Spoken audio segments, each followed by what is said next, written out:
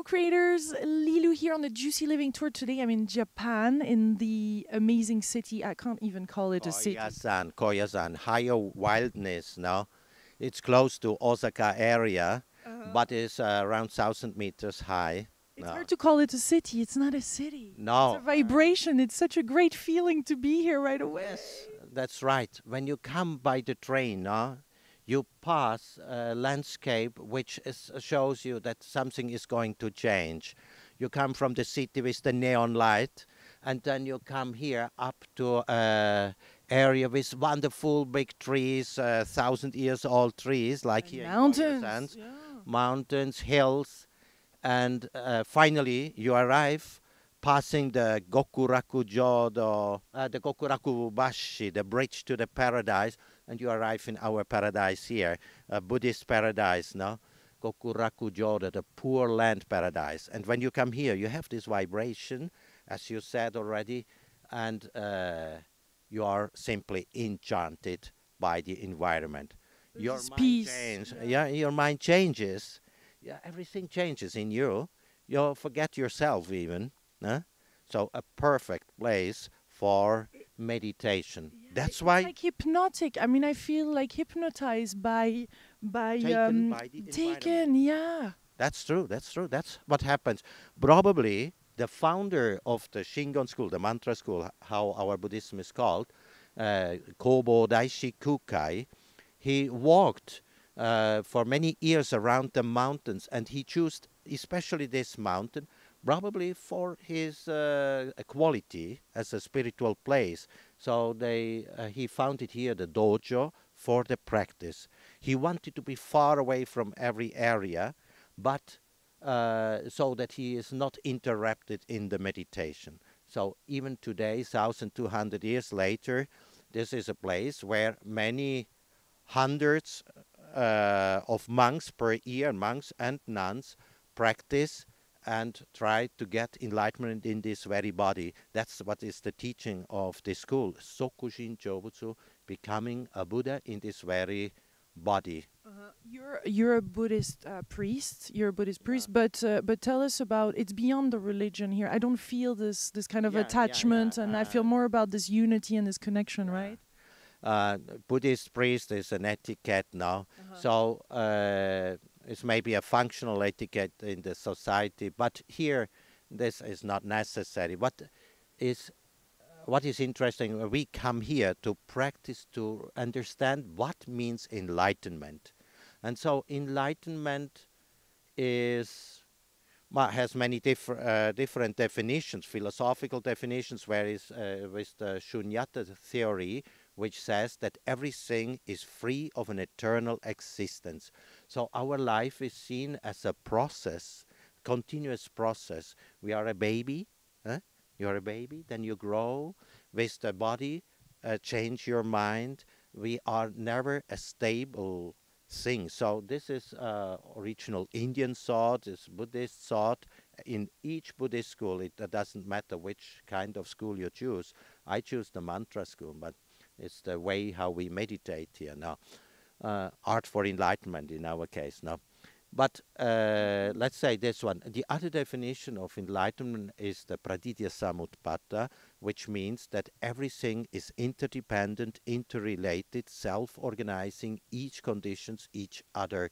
And so here, for example, we are now in the cemetery, which is spectacular with these 200,000 of stupas here, composed mostly of 5 elements. The earth, the water with a ball, no, as fair. Then the fire is a pyramid form, and then the hemisphere refers to the wind, not air, like in Aristotle's thinking. It's the wind, and the tear form, which is the space. Now, these 5 elements, this characteristic of the 5 elements is present in the universe. It is present in our body. Space as silence or space as... No, space as the volume where everything is included. We can refer it to our body itself. So the earth would be the bones, the water, the liquids, the fire is that what keeps us alive. and the wind is our isolation, no? Mm. No, for example. And then the volumes and the orifices are this what is considered space. And here, this characteristic you find also outside, not only in your body. Indeed, in Japan, for example, everybody becomes a hotoke, that means a Buddha. No? So Once they die. yeah, when they die, they become a Buddha. So Even non-religious Japanese believe that. it doesn't matter. It's not a question about belief. In Japan, there is no belief. In Japan, there is, after this, you become a hotoke. What is the beauty of the Japanese religion is that the people are not so religious, but they use religious form. And through the form, they make the experience. We, as Westerners, we always come with logics, with questions. No, we ask, and why and what. And the Japanese, if they make a question, easier for interviews, especially. Look, no, but this is so fundamental to understand Asian people. Mostly, they would say, "How shall we do it? How do we do it? How do we practice enlightenment?" You can walk. So this place is, for example, a place for pilgrimage. Why is it a place for pilgrimage? Because Kobo Daishi Kukai, the founder, is here since 1,200 years in profound meditation. Now you say, I believe it or not. It doesn't matter. Nobody cares about this state. No? But for some people who needs, for example, belief, this is a skillful means for liberation from suffering, from whatever attachments they have. No? So it can help. And for the other people who don't believe, they take the teachings and say, okay, walking is healthy. So they walk Shikoku Island, the 88 temples, which are dedicated to Kobodai Shikukai, and come up on Koyasan as the last station to, they say, Oremairi, to express their gratitude that they have survived the 1,200 kilometer walk. No? So this is one way. There are thousands of ways of reaching enlightenment. Come a little closer. Yeah. There is a so I'm staying tonight at your temple, yeah. and which is called. Okay. What is interesting in Koyasan is you can overnight in temples. That's so cool. It's called shukubo. Shukubo. So overnighting in a temple, it starts with this one that you are not served by ladies in kimono, but by young monks, novices who study here in the high school or university, or are simply here to make the practice. And what is an important element in Buddhism, in Mahayana Buddhism, which is Buddhism in Tibet, Mongol, China, Vietnam, Taiwan, and Japan, no, Korea. So is the altruistic attitude, not only me as a Buddha, but also you. So making, serving, helping the others to feel comfortable, to feel at ease. No? Japanese are like that too. Oh yeah, it's in the culture too. Huh? I would say that Japanese, I consider always the highest civilized people in the world. They do not refer to Buddhism. If you make a question about Buddhism, maybe they say, "Oh, I don't understand," but they have it integrated in their body. In Japan, everything is going through form. That's fundamental. We in the West, we are more word-oriented and so, but the Japanese work, act through forms. So kata, the kata in karate, no, is one. Kata, the form, you learn how to behave through an etiquette, through choreography. Even in the Buddhist praxis here, we learn how to make the forms and so on. The classes are a condition. The monk classes, no, they give a condition, they give you a behavior. Yeah, no? me ask you something that really actually burns me to know, because I see a lot of that discipline and that form, and from the outside, as French and passionate and kind of all over the place, we're wondering actually, and spirit, knowing that it's actually expansive and unlimited. I'm wondering, how does that experience fit with their discipline to experiencing this infinite? Can they still, and they most Japanese, and they dare, do they do that, or they need actually this kind of experience to really feel it? I make that the forms facilitate everything. Okay. No, I don't think that they think a lot about it. That makes them so free. If they are happy or not happy, that's another question. To become really happy in your life, that is the question about to understand your own mind as it really is. That's what you have to do. So whatever school you pass is to understand this with. If you practice yoga, then we speak about samadhi. This is samadhi, enlightenment, oneness. No, this point is fundamental in quite in all religions, even without religion. The oneness makes you happy when our mind, voice, and body is united with the universe, with the environment. No. So some environments facilitate this experience. So one is Koyasan, for example, but also the temple is only a skillful means. You can practice there as long you need, and then you go away. Buddhist monk is not one who has to stay the whole life as monk, like in a Catholic tradition. In Theravada countries like Thailand, Myanmar, Laos, Cambodia, every boy has to be once a novice and once a monk.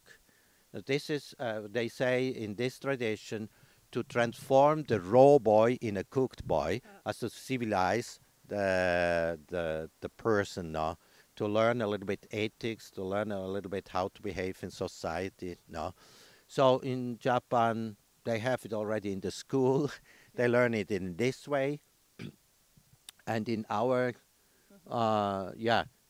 this is one. For example, in our tradition, since we are tantrics, a tantric form, so we have to learn the hand gestures, the mudra.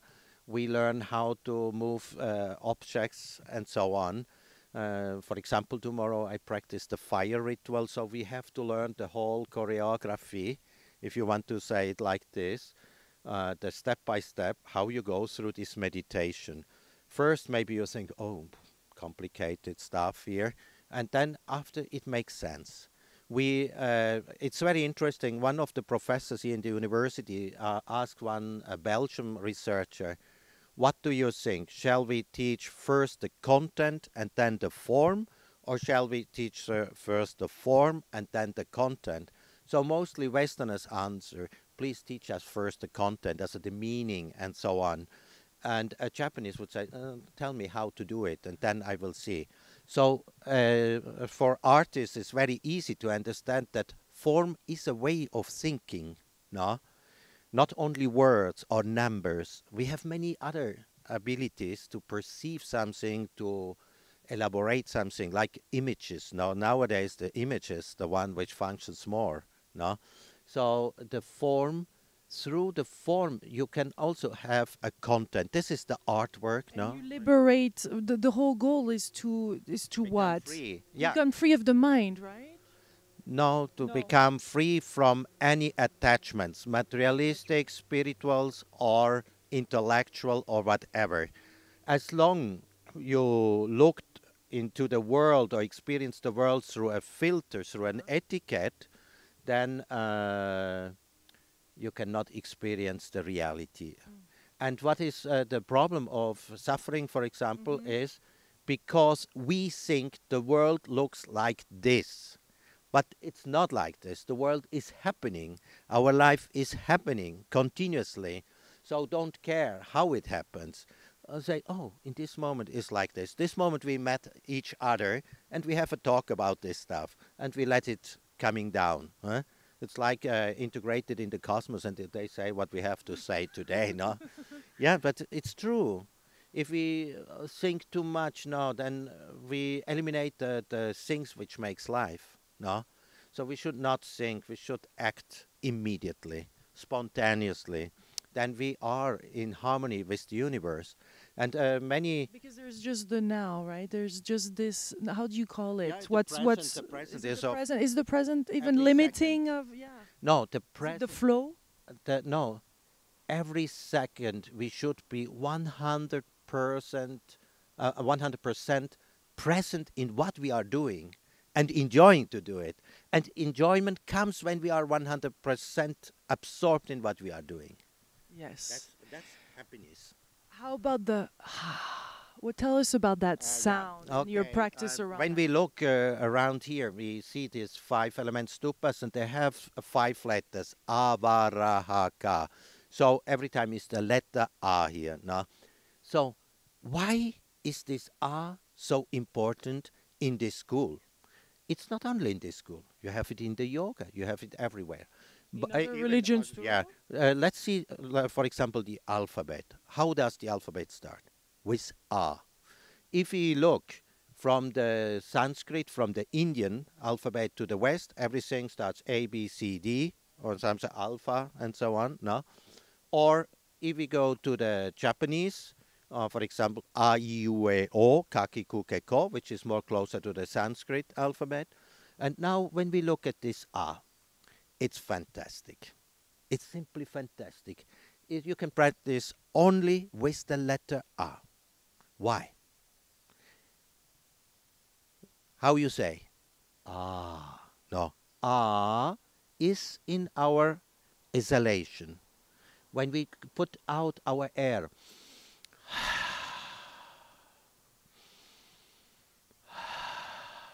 quite all form of meditation starts with respiration. Relax your body, relax your mind, look at your exhalation of the air, and you put the air out with the letter A.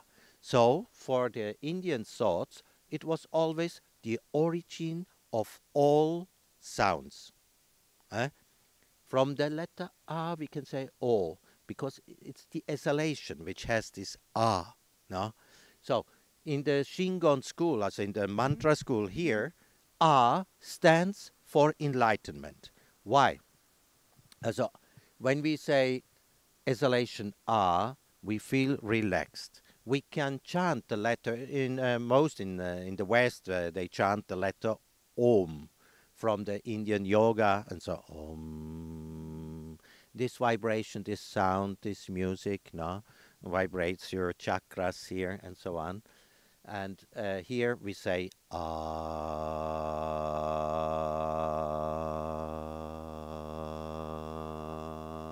And where does this sound go? It goes into the universe now. So this unites us already. But Ah is one now. And then, for example, I have a big problem. I don't know how to find the solution. And then comes somebody, it's like an angel now, explain you, look, you need to make a fire, you make with a Matching. match, you make a fire like this and this. Aha! You understand, and your stress is gone. First, you have a stress, you accumulate the stress because you don't find the solution, but somebody explains that 1 and 1 becomes 2, brings 2 apples, and 1 apple plus 1 apple gives 2. And then you say, aha, you understand. No? So this is a way how we release the stress. No? Then the other one is the, for example, somebody tells you a funny story, no? And then you grasp the point, and then you start to laugh. And how you laugh? Always this no? And laughing is very healthy.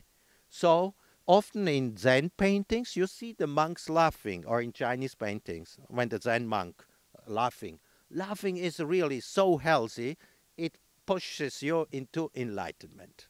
So, yeah, we talked about words. Now, the words conditions us. The language conditions us. And all the spiritual traditions always say you have to go beyond the words.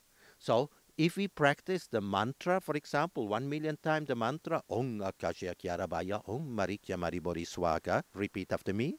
Om Bhagavata.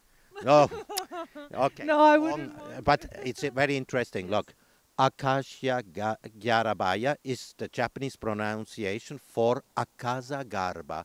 Akasa is the space, and Garba is the womb. No? Ong Akasha Gyarabaya. Ong Marikya Mariboriswaga. So, chanting this mantra, if my ego is too strong, I get crazy. If you have to chant it 1,000,000 times, you get crazy. You cannot do it. You stop after 2 or 3 days. Huh? So what you have to become is one with the mantra, no, with the sound, with the rhythm.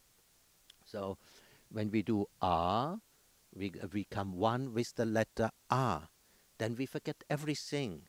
In the Theravada Buddhism, they say shamatha, calming the mind, and so you become calm.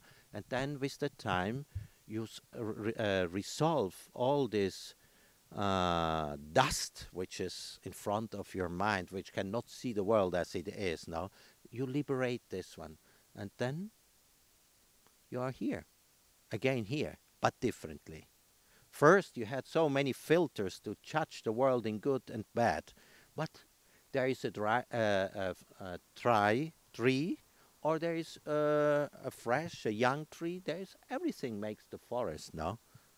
The good and the bad things. So No. meaning your in life, your how do you then, because you practice that? How are you then? How do you react? Once you this change your pattern to approach the world. So how you act? You act like a child, maybe. Now, you can enjoy everything. Every minute is a pleasure. There is no suffering. Even the things is very ugly, you don't suffer because your ego is gone. You see that this is an illusion. You understand?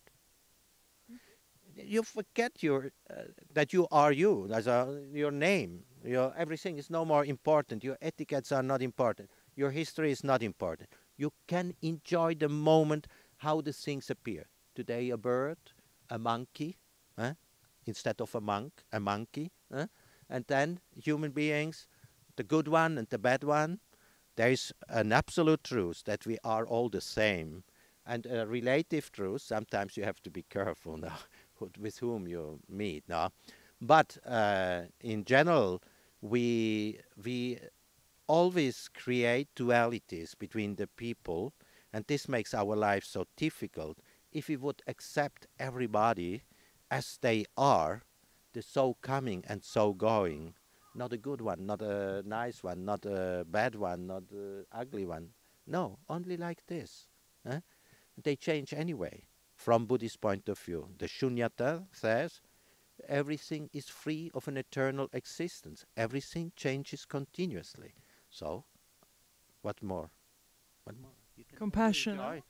The compassion comes immediately. Yes, once your mind is free from this filter, you can finally see the world. No? And then you see, oh, these people are really suffering because of wrong thinking, of wrong acting. Wrong, that means you see this is counterproductive. It's not like a sin or something like this, but counterproductive for liberation. No? And happiness. And then you help. You see, somebody has called, okay, then give a jacket. Don't only think I need a jacket. I think, oh, I have some money more. I buy a jacket for this person who has called. So this spontaneously action is missing practically. Everybody makes economy. No, I gave up this since many years, even before this practice. Now I can do it consciously, fully aware that don't think economically. That's another story. Now that's a way of thinking, but it's not my way. So when we walk and you see, it's stuff wonderful. And then when you see that you can help somebody who is suffering, help them. No, don't think anything. No, acting directly. There can be also a flower which needs water. No, give a little bit water if you find the water somewhere. No, you see. Yes. That's the way. I think all who practice and understand a spiritual practice profoundly, they will become spontaneously. They are then like little children, can play can act immediately on what is happening in front, not in future, and not they don't think in future or in past. They enjoy the moment. No. Beautiful. I would love for you to just finish with, last thought that you have, something that you would like to share right now to kind of close this beautiful conversation in this amazing space. Is there something that you would like to share, knowing that people from all around the world, are really getting this message, and sometimes there's this thing that comes through and that wants to be said. So I'm wondering if you have one of those, without putting so much pressure. No. No, look. It's been amazing. Let me say, give an ear and look. Only this one.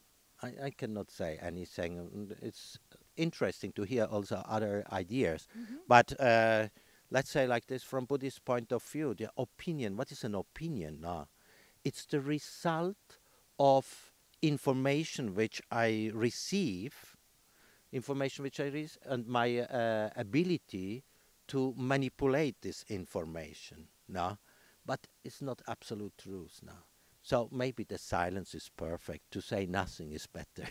No, really listening. I can listening, seeing. Beyond the appearance, beyond the judgment. Like say, enjoying the totality really comes to you, and enjoying this way. As I want not to say do it this way or do it that way, follow my way. No. Experience yourself and try to get free from what hinders you to not enjoying the world. No, this way. I cannot. No, please come to meet me. Yes, come to this amazing place, Koyasan. Koyasan. And as I would say, if you have not yet found another paradise, come to visit me here. This is amazing. It really has. I felt similar energy in Hawaii, also in Kauai, in the northern. But here it's really instantaneous, magnificent. Thank you so much. Thank you for this delicious time. I'm looking forward to the meditation tomorrow and so much more. And then I'm heading to. Now you have a nice dinner, vegetarian dinner, which will enchant your mouth, your taste. As Français, vous êtes gourmet. Okay, it's a special nutrition here, which is called Shojin Ryori. Shojin Ryori means a food that purifies your body, and at the same, it's pure food given to you. Now, all what a monk, many people think that monks are vegetarians, Buddhist monks, but this is not true. A monk has to give has to take what is given to him or to her when she's a nun. No? So it's like donations, gifts. No. How do you call it? If somebody gives, makes merit for themselves. That's the Buddhist way to ameliorate your karma.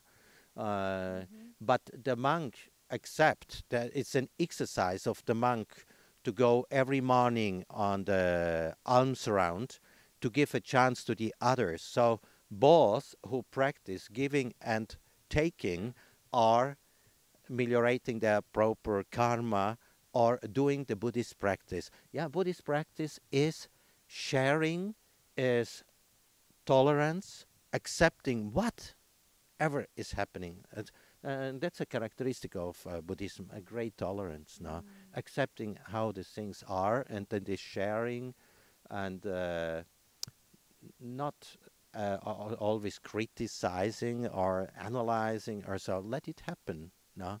Let it happen, yeah, that's a good word.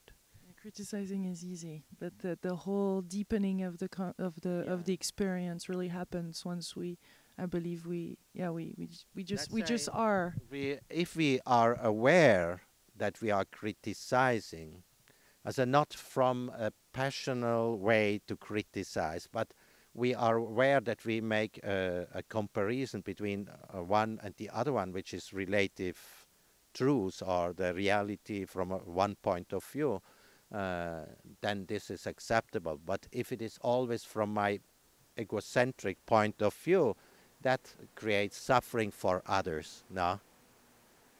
You understand? Yeah. So yes. Practically, I can say you should see in all. The Dalai Lama says everybody could be your mother. No? And I would say everybody could be your brother, friend, or whatever. No, treat them all the same. No, this is develops a peaceful world. Now, if we speak about peace, I'm not so much on this politics, but it brings peace. When your mind understands this fact, then it becomes peaceful. Then you can emanate only peace. And so this vibration goes through the world and conditions then the other, because this is a physical law that everything conditions each other. That's not only a Buddhist view, that's physics. Ecology, and so on. Thank you so much. This was Yoshi, no? Delicious, right? Oishi, oishi, oishi. Oh yeah, we spoke about food now. Juicy. Oishi. Oishi, oishi, juicy. Oishi life. Yeah, It must have a good taste, your life. Otherwise, you make something wrong, no? Thank you so much, Kurt, for this beautiful conversation. And I send you much love, my delicious co-creators, wherever you are in the world. Thank you for listening and sharing this video. I hope I gave you some good ideas. You did. This was awesome. Big kisses to you, my beautiful co-creators. We send you lots of love and beautiful energy from this amazing space. Back to you. Much love.